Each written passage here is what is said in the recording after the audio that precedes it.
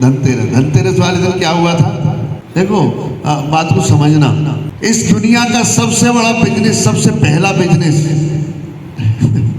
सबसे पहला बिजनेस हुआ समुद्र मंथन। किस किस में हुआ?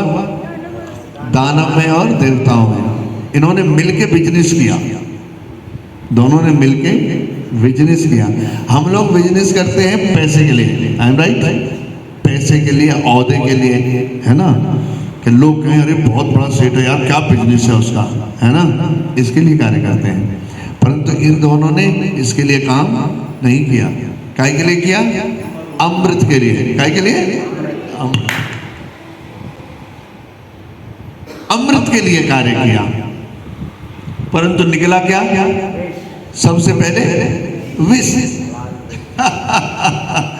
है ना, विष निकला सबसे पहले। तो जो व्यक्ति बिजनेस करना चाहता है, जो व्यक्ति बिजनेस करता है, उसकी छाती में, छाती थोड़ी सी मजबूत होनी चाहिए। बिजनेस करने वाले की छाती मजबूत होनी चाहिए कि बिजनेस में विष भी निकल सकता है, मतलब घाटा भी हो सकता है।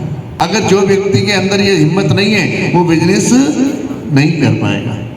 तो सबसे पहले निकला विष, तो बौखलाए नहीं है, ठाकुर जी से निवेदन किया। जब जब घाटा पड़े बिजनेस में, ठाकुर जी से निवेदन करो। तुम क्या करोगे?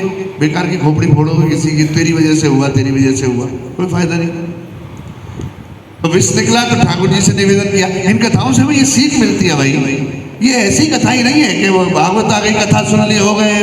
उसका मतलब क्या था यार? वो हमारे जीवन में कब उतरेगी? हमारे जीवन से उसका क्या लिंक है? क्या मतलब है इन कथाओं का हमें सुनने का?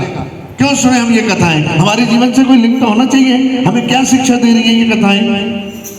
कथाएं सुन ली, हमारे जीवन से कोई लेना देना नहीं, तो उसका कोई बेनिफिट नहीं हो पाता। इसीलिए हमारे दिमाग से वो चीजें निकल जाती हैं। थोड़ी देर तो, क्योंकि भगवान की कथा है, भगवान कहते हैं भगवत गीता में, जन्म कर्म च मे दिव्यम, है, जितना भी मेरा कार्य है वो सब दिव्य है। अच्छा लगेगा, कीर्तन करोगे अच्छा लगेगा, दर्शन करोगे अच्छा लगेगा, प्रसाद पाओगे तो और भी अच्छा लगेगा, है ना। कितना स्वाद आता है हमारे, और दो और दो और दो, भरे पेट में भी और दो, है ना, होता ही नहीं, इतना अच्छा लगता है प्रसाद। तो भगवान ने क्या किया?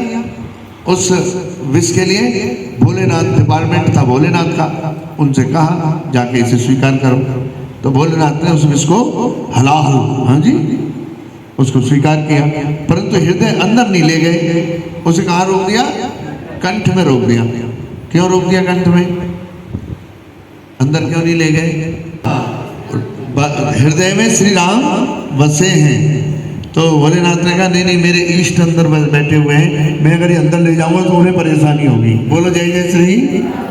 इसलिए कंठ में रख लिया, नीलकंठ कहलाए, परंतु अंदर लेके नहीं गए। कुछ लोग जो कहते हैं ना कि भोलेनाथ ने बड़े नशा किए हैं, वो हमारे भांग पीते थे, हैं, भोला भांग तुम्हारी मैंने खोपड़ी फोड़ डाली, है, हमारे ये सब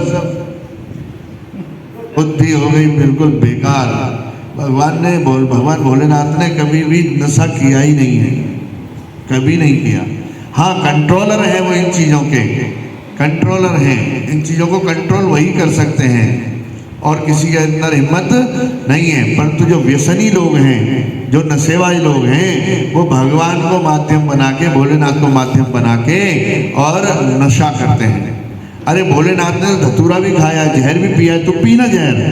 ना ना ना, जहर नहीं, जहर नहीं पिएंगे। क्यों? भोलेनाथ बन जाना? नहीं बनेगा, फिर नहीं बनेगा भोलेनाथ, क्योंकि उसी दिन बनेगा, फिर थोड़ी देर के लिए, उसके बाद तो गए। बोलो जय जय श्री। तो अपने मतलब को सिद्ध करने के लिए लोग नशा करते हैं, और नशा में भोलेनाथ को बदनाम करते हैं। ये उपद्रवी लोग, इन्होंने ऐसा प्रचार कर दिया। और ऐसे लोग जिन्होंने भजन बना दिए, बताओ, और उन भजनों में लोग ठुक्का मार रहे हैं, हाँ जी, नशा कर करके। भगवान को अच्छा लग रहा है? वो नहीं लग रहा।